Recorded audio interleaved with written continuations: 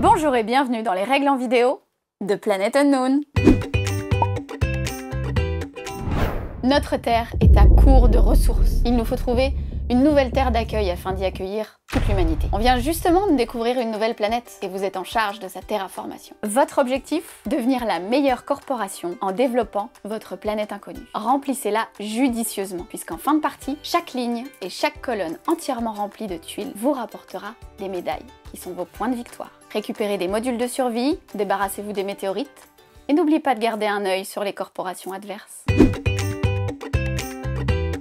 Pour la mise en place de base, posez la station spatiale au centre de la table. Prenez un plateau planète KSB 4156, un plateau corporation coalition universelle, 5 cubes ressources, un de chaque couleur, que vous placez au bas de chaque piste. 2 indicateurs de dépôt identiques et 2 rovers. Placez ensuite des modules de survie, comme indiqué sur votre planète. Placez votre premier indicateur de dépôt autour de la station spatiale, en face d'un dépôt, et l'autre sur votre plateau corporation. Pour chaque rang de cartes cives, de 1 à 4, piochez au hasard autant de cartes que le nombre de corporations, plus une. Pour chaque rang, formez une pile de cartes cives face cachée. Rangez le reste des cartes dans la boîte. Placez les météorites et les blocs biomasse non loin de la zone de jeu. Mélangez et posez au hasard une carte objectif partagée entre chaque joueur et joueuse. Enfin, choisissez qui sera le ou la commandante de la station spatiale pour le premier tour. Le ou la commandante choisit une tuile sur la station spatiale en faisant tourner cette dernière jusqu'à ce que son marqueur se trouve en face de la tuile de son choix. Les autres corporations pourront alors également choisir l'une des 2 tuiles qui se trouvent en face de leur indicateur de dépôt. Vous jouerez donc tous et toutes en simultané. Placez la tuile que vous avez choisie sur votre planète. Règle de placement, la toute première tuile que vous placez doit recouvrir au moins une case du bord de votre planète. Les suivantes devront être adjacentes les unes avec les autres. Regardons d'un peu plus près ces tuiles. Elles sont composées de 2 couleurs, 2 types de terrain, et chacun est associé à une ressource. Ressource que l'on retrouve sur notre plateau corporation. Dès que vous posez une tuile sur votre planète, augmentez d'un échelon les cubes ressources correspondants. Certaines tuiles comportent aussi un symbole météorite. Si vous placez une de ces tuiles sur votre planète, vous devez poser dessus un jeton météorite. Attention, en fin de partie, même si votre ligne et ou votre colonne est complète, mais qu'elle comporte au moins une météorite, vous ne compterez pas les médailles. Il va donc falloir essayer de vous en débarrasser. Intéressons-nous maintenant au plateau corporation. On y trouve des médailles en fin de partie. Vous marquerez les médailles les plus hautes que vous avez atteintes ou dépassées sur chaque piste.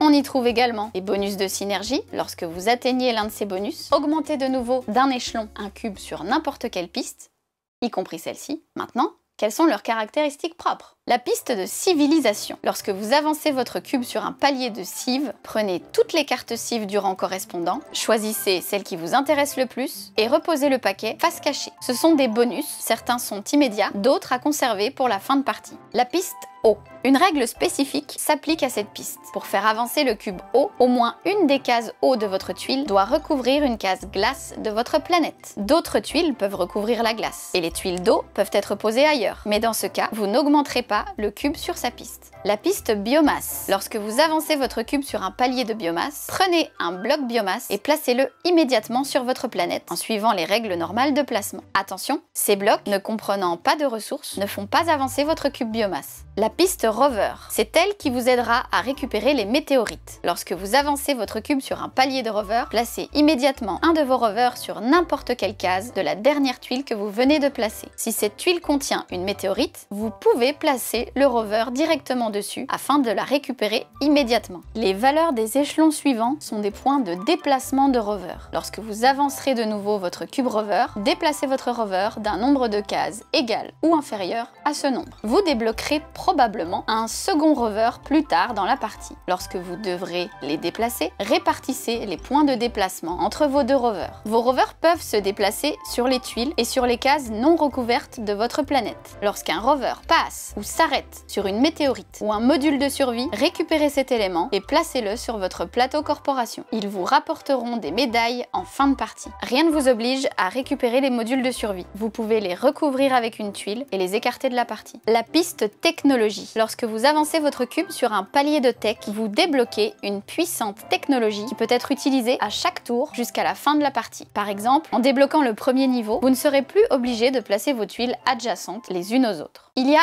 5 ressources sur votre plateau corporation. Mais il existe une 6e ressource sur les tuiles.